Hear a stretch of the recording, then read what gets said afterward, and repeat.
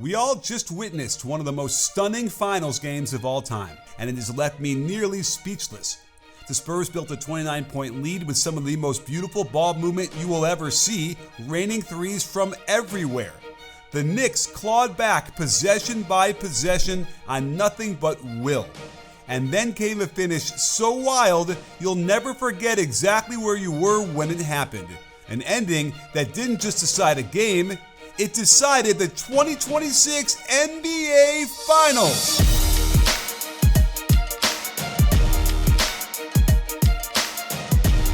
The main engine to the Spurs' humongous lead was three-point shooting, almost all of them assisted.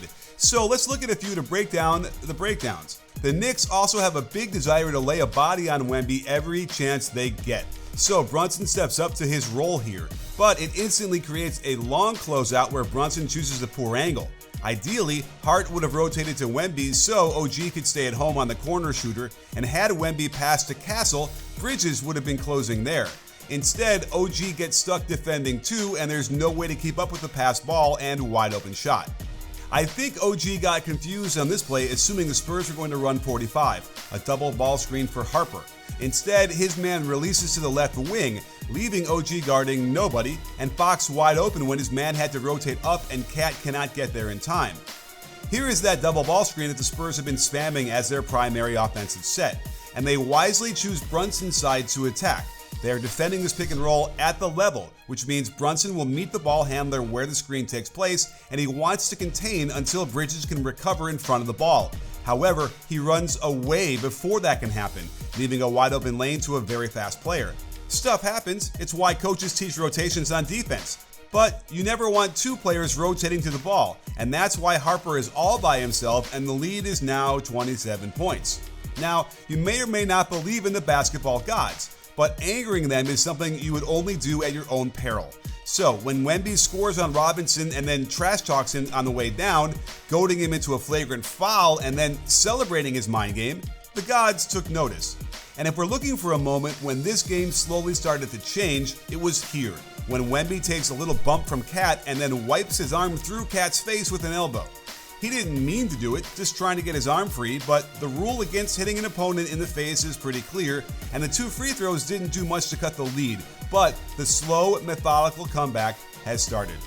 The ability for the Knicks to hang tough is remarkable, almost as much as the Spurs' penchant for folding down the stretch, and it's why there's a real chance to make money on these games when playing Prize Picks. They're now a preferred partner of the NBA. All you have to do is pick higher or lower on a variety of box score categories. Get in on what's left of the NBA Finals, or get ready for the packed summer with the WNBA, soccer, and baseball, or combine them all in a stack for even more fun. Here are my picks for Game 5, as I think Harper, Brunson, and Castle are going to go over. My favorite thing to do is flex play, where I don't even have to nail all my picks to win. Download the Prize Picks app today and use code CLNS to get $50 in lineups after you play your first $5 lineup. That's code CLNS to get $50 in lineups after you play your first $5 lineup. Prize Picks, a preferred partner of the NBA. The Knicks ignited their comeback with some hot three-point shooting of their own as they nailed 11 of 20 shots from behind the arc in the second half. Watch how Wemby is a one-man defense as he dissuades OG from a shot in the paint, then gets Bridges to turn down a corner three before making him break off the drive and find someone else to pass to. But watch what Cat does. He sets a pin down on Bridges' man while Bridges sets a ball screen to get space for Brunson. Keldon Johnson's just standing there not recognizing that they're leaving a shooter open till it's too late and the crowd finally has something to cheer. If there was one reason why the Spurs nailed so many threes in the first half, it was beautiful ball movement and passing that I showed earlier. Well, that went out the window in the second half as their 5-out offense gets stagnant right away, and OG lures Vassell into what looked like an open shot but turned into a bad decision. Vassell realizes it and desperately tries to draw a foul, but OG took a great angle to contest and avoid the contact. And this directly leads to the Knicks coming down quickly and forcing a matchup mistake. Wemby wants to guard Hart as much as possible. Fox was in position to guard OG in the corner. So why in the heck does he quickly step up to guard Hart and basically allow himself to be screened? This is an open shot with this much space and a clear view of the rim. Although Wemby changes a lot of those definitions, but OG gives us one of the reasons why he's the most coveted non-superstar player in the NBA. It's not a stretch to say De'Aaron Fox struggled in this game, committing all 4 of his turnovers in the second half, but it's also a function of their offense. They seem to lack a cohesion and sense of purpose at times. Here we see Mitch Johnson holding his hands up for the team to take their time as the lead had gotten shaved by 11 points. But no one seems to know what they should run, as Fox just throws the ball to Castle in an eerie similarity to this Wemby turnover at the end of Game 2. At least it was a dead ball turnover, so it didn't kill him immediately. And they should have started to get concerned when OG hits this heavily contested 3 with the type of roll that makes you think the basketball gods must be on their side. If you're wondering why Wembanyama shot 3 for 14 in the second half, we can see a well-conceived play by the Spurs to make it seem like he's screening away for a cutter, but they flip it into a screen for him, with plenty of space on the catch. However, he gets surrounded by 4 players swiping and reaching as Robinson sends the ball out of bounds. The real beginning of the end was this possession, and if you're going to deny the existence of the basketball gods, then perhaps I can sell you on a conspiracy about magnets, since this was more improbable than the OG roll. Another reason why Wemby missed so many shots, lobs aren't always a surefire 2 points. Both Wemby and Cat are pushing each other, so they let them decide it amongst themselves, and it allowed the Knicks to come right down on the fast break, down 17, and Keldon Johnson is not checking behind him to see Bridges sprinting to the basket. Fox should also be swiveling his head to see him and pick it up, and somehow Wemby can't block the layup either, and now the momentum is firmly on the Knicks side. Meanwhile, the Knicks were treating us to fantastic ball movement, no triple threat catches here, but give a ton of credit to the Spurs defense for hustling into rotations and negate the advantage till the Knicks are forced to reset with very little time on the shot clock. The fact that Cat hit this shot makes me think the outcome was preordained. But the refs also missed a blatant jersey pull by Johnson and then both an illegal kickout and right arm pull down of Castle that would not have negated the 3-point shot but yielded the Spurs 2 free throws for Castle. If you're wondering what panic looks like, this is it. Coach Johnson comes to half court to signal the play. Harper simply wants the ball to initiate out top, but when you've got Josh Hart chasing you, nothing is easy. How in the world would anybody hand it off like this? 3 feet from the half court line. And instead of Wemby giving him a tall target to bail him out, he turns his back. And here the Knicks come. Again, credit to the Spurs for getting back in position on defense, and it's time to point to another referee miss. This time, it's when Cat ends his dribble with the left foot down. That means his right foot becomes the pivot. He then lifts that foot and puts it back down before shooting for an obvious travel. There could have been a foul here on Wemby as well, so perhaps it's all canceled out, and credit to Towns for hitting a tough shot. Spurs fans, you might want to sit down for this one since it could be upsetting. When Towns shot fakes and steps through, he clearly hits Wemby in the face with his left elbow. This is similar enough to the flagrant they called on Wemby earlier, and unfortunately, this possession ends in a Brunson layup to cut the lead to 7 with 5 minutes left. No question the Spurs would have preferred to get free throws and increase the lead to 11 here.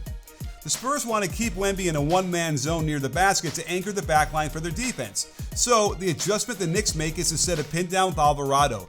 There's a switch to force Vassell onto Cat, but then Cat is going to go screen so that Alvarado can set the step-up screen. With no other Spurs on that side, Wemby is forced to come up and defend or else risk giving Brunson an open shot. This triggers a double from Vassell, and this is key. I get why Fox is closing out to the side to prevent the one more pass, but look who the pass would have gone to. Even though Hart had hit one earlier, he's still the guy you want hoisting them up, especially because this Fox closeout allows middle penetration, forces Wemby to rotate, leaving the one guy in the gym you simply cannot leave open. And now it's a 4-point deficit with lots of time. This play didn't make much sense to me. They overload to the left side, Fox's strong hand, meaning there is lots of defensive help in that direction. There's nowhere for Fox to go, while also allowing Cat to stick closer to Wemby, but credit him for hitting the tough midi over the contest for the desperately needed 2 points. The Knicks have figured out how to force Wemby to the perimeter, put Wemby's man and another player on one side, have the first player cut and go screen, then send the second player up to actually ball screen. For some reason, no double team comes despite the low shot clock, and Brunson hits a crucial 3 over the contest by Wemby, and now we're into epic territory. It was astounding to me that the Spurs had nothing else to run except the Fox pick and roll to his left, and there's not much to say besides reminding folks not to leave your feet to make a pass. What should have been the first nail in the coffin becomes a nightmare as Hart jumps off his right foot, most righties would have gone off the left and dunked it one-handed. He can't get enough height with both hands on the ball, and he cold smokes it.